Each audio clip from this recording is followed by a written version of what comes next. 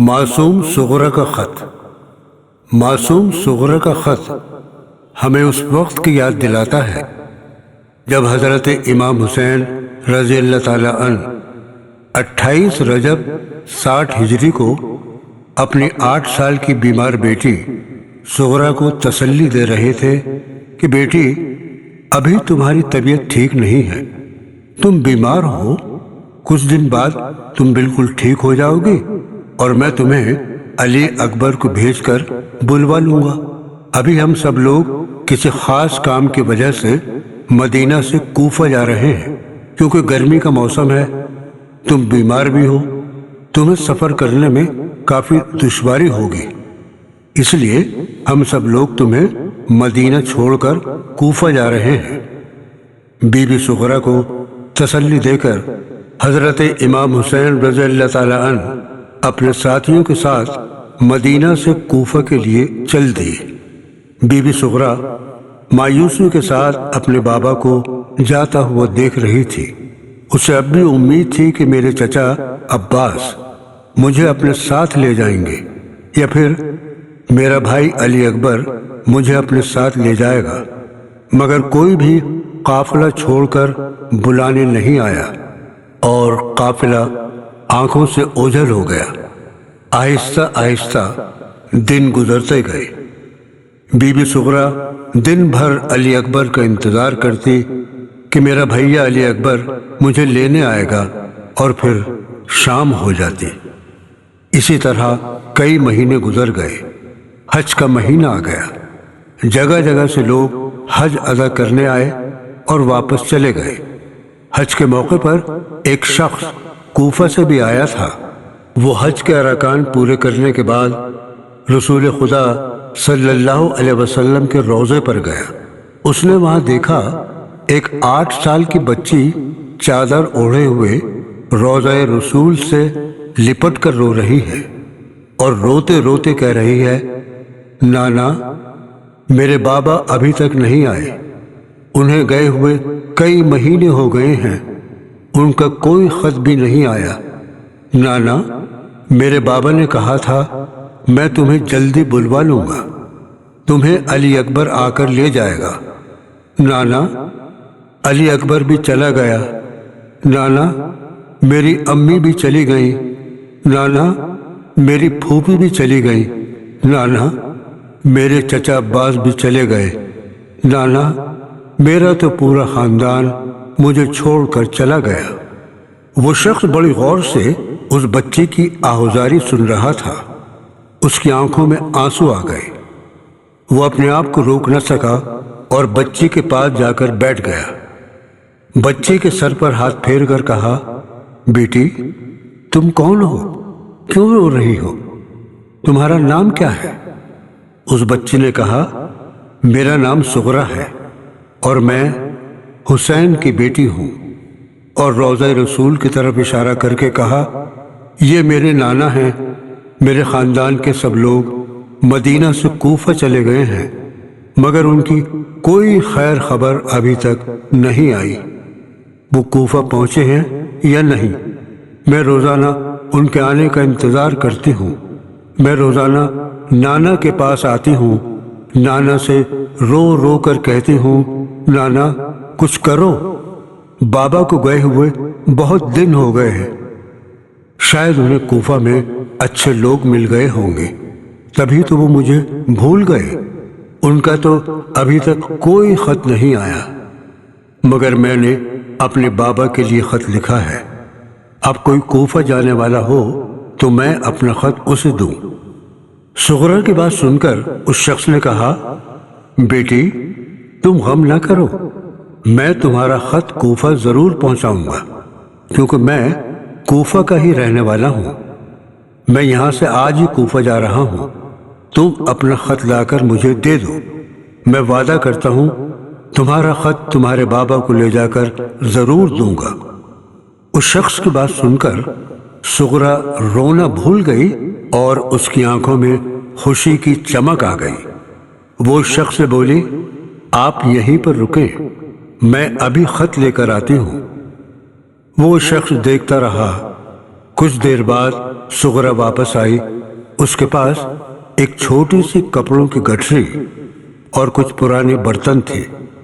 اس نے آ کر پہلے اس شخص کو خط دیا اور کہا، یہ میرا خط بابا کو آپ ضرور پہنچا دینا، اور کپڑوں کی چھوٹی گٹھری دے کر کہا، اس میں میرے بھائی علی اصغر کے کپڑے ہیں، میں نے خود اس کا کرتا سیا ہے، اس کے کپڑے گندے ہو گئے ہوں گے، میری امی سے کہنا میرے بھائی کو یہ کپڑے پہنا دے۔ پھر سغرا نے اس شخص کو پرانے برتن دے کر کہا، یہ برتن میری دادی کے ہیں، میں تمہیں تحفے میں دے رہی ہوں، میں تمہیں پیسے بھی دیتی مگر ابھی میرے پاس نہیں ہے، جب تم واپس مدینہ آؤ گے تو میں تمہیں خوب پیسے دوں گی۔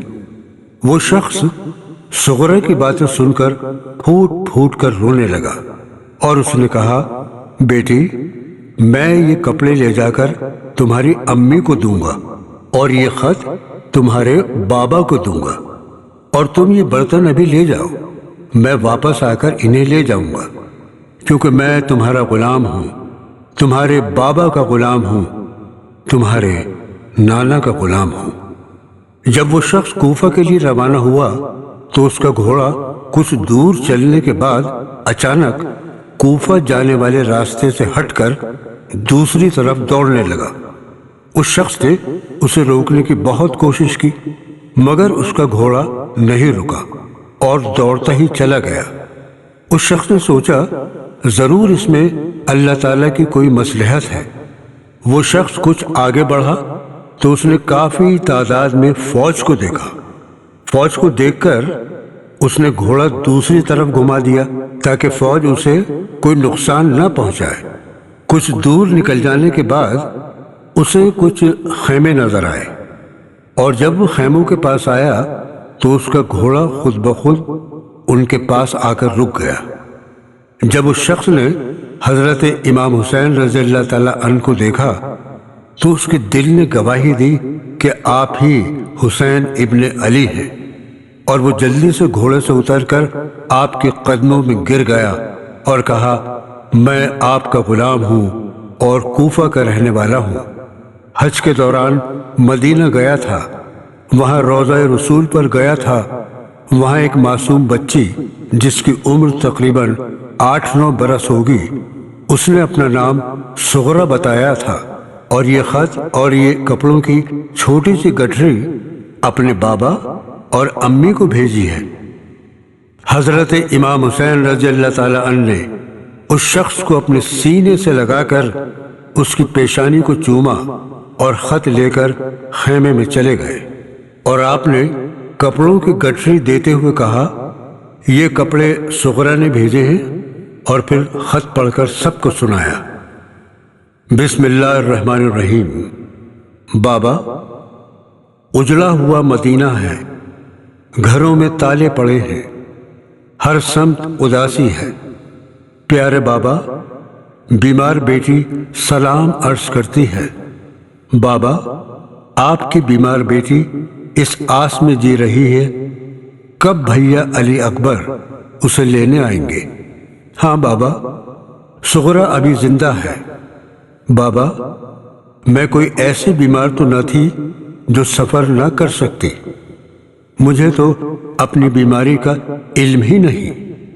وہاں سب کہہ رہے تھے سغرا بیمار ہے، گرمی کا سفر ہے، ایسی گرمی میں اسے ساتھ لے جانا مناسب نہیں ہے۔ میں نے تو یہ بھی کہا تھا جہاں میری بیماری شدید ہو جائے مجھے وہیں پر چھوڑ دینا، مگر نہ چچا عباس سنتے تھے نہ بھائی علی اکبر، وہ میری کیوں سنتے؟ وہ تو آپ کے حکم کے پابند تھے۔ ہاں بابا، میرے ایک بات سمجھ میں نہیں آئی، آپ پھوپھی زینب سے یہ بار بار کیوں کہہ رہے تھے کہ سغرا کی شکل اماں سے بہت ملتی ہے؟ بابا، یہ کوئی بات ہوئی؟ میری شکل دادی سے ملتی ہے تو اس میں میرا کیا قصور ہے؟ اور پھر نہ لے جانے کی یہ کوئی وجہ بھی نہیں۔ کیا بھیا علی اکبر نانا کے ہم شکل نہیں ہیں؟ چچا عباس دادا علی سے ملتے جلتے نہیں ہیں؟ آخر بابا شکل و صورت خاندان والوں پر ہی تو جاتی ہے۔ خیر بابا، آپ مجھے نہیں لے جانا چاہتے تھے، نہیں لے گئے۔ بابا آپ کو یاد ہے آپ نے کہا تھا جب بھیا علی اکبر کی شادی ہوگی تو مجھے ضرور بلائیں گے۔ کیا ابھی شادی طے نہیں ہوئی؟ کب تک ارادہ ہے؟ مجھے ضرور بلوائیے گا۔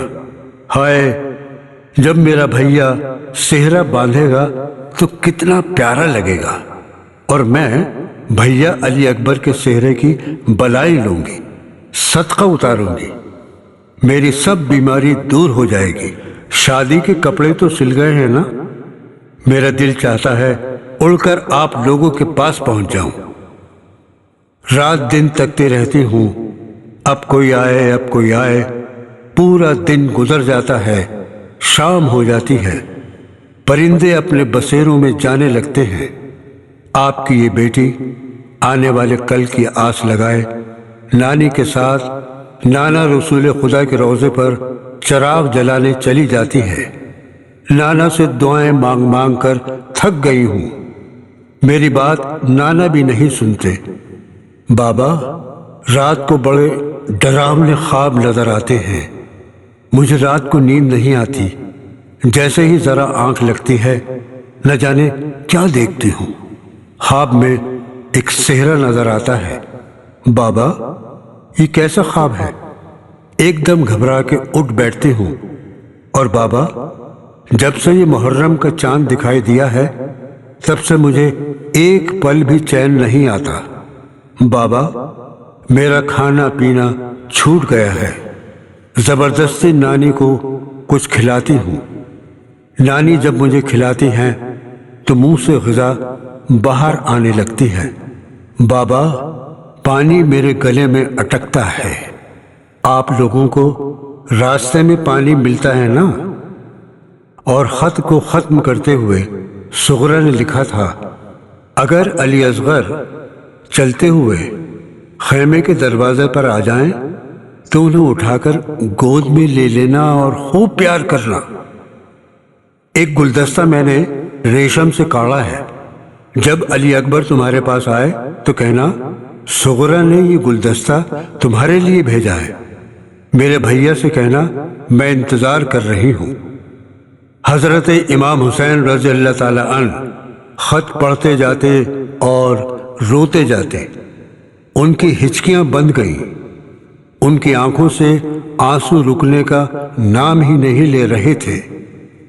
صغرا کا درد بھرا خط سن کر سب لوگ رونے لگے۔ یہ واقعہ صغرا کے درد بھرے خط کا تھا۔